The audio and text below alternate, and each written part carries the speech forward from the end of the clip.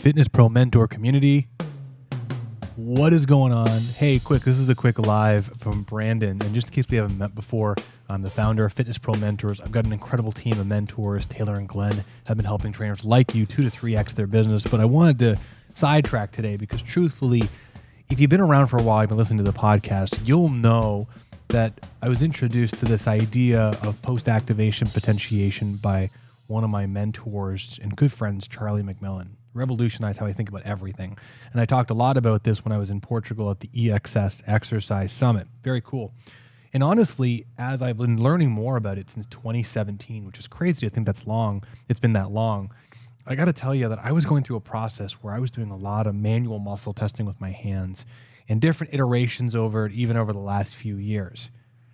There's always this struggle that I had with no matter how precise and good I got with the tools, there are elements when you consider strength profiles and resistance profiles that it's extremely hard to quantify. No matter how you spin it, you apply force on somebody, there are elements of torque, of rotational inertia, center of mass, limb center of mass, if you will, your strength versus their strength, subjectiveness, your confirmation bias and desire. It's really like so many elements, and it's hard to make sure you're going in a direction that is as close to quantifiable as possible. And as such, in the last few years, and more so the last few months even, I got to say, and I got this great piece of data here that I'm going to talk through, using dynamometers has completely changed Strata Internal Performance's business and my practice. Even yesterday, I had a new client that was referred by someone in this group to come see me. Very cool. And the numbers that I collected from that individual helped me reframe everything. So when I was in Portugal, I talked about a couple things, and I'll give you a quick little rundown, and I can talk about these numbers here. Because I got a client that I've been working with for 7 weeks, and it's just crazy. With the dynamometers, what's very cool is what we're doing here is we're assessing 3 things. We're looking at the maximal voluntary isometric contraction. So when someone shoves in a particular direction, we're doing everything we can to remove variables that would complicate the number reading. So maximal voluntary isometric contraction.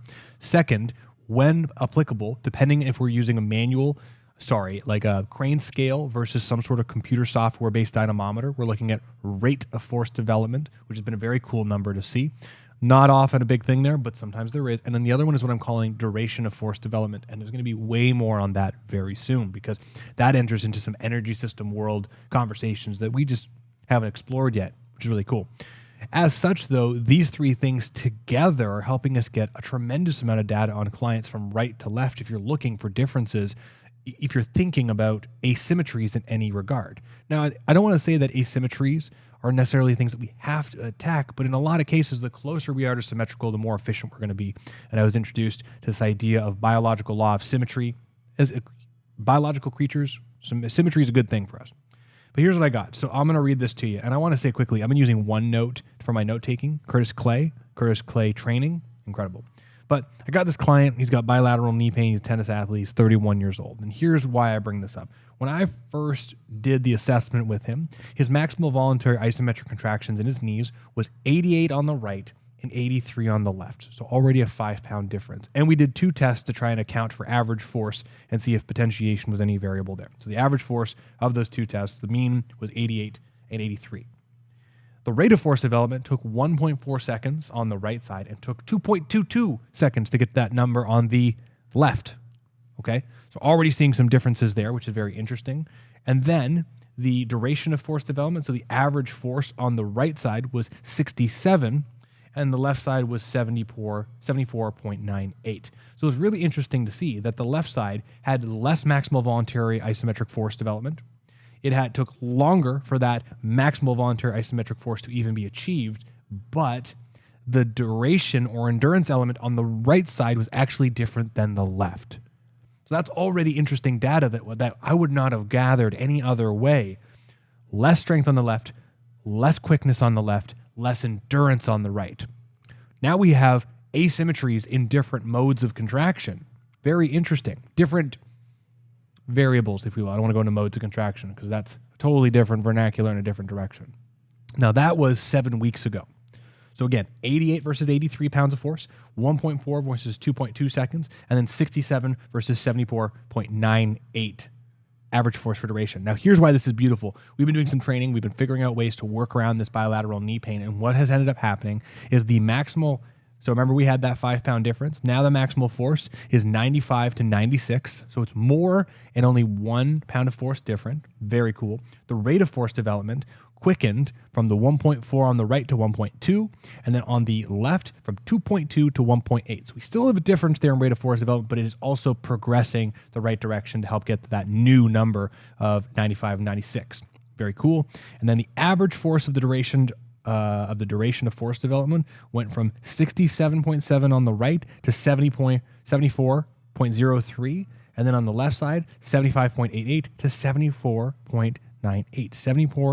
74.03, 74.98. I love this because here's what's really cool. We have several elements here that we can look at. One, if the client starts to feel better and moves better, you're already in super personal training land.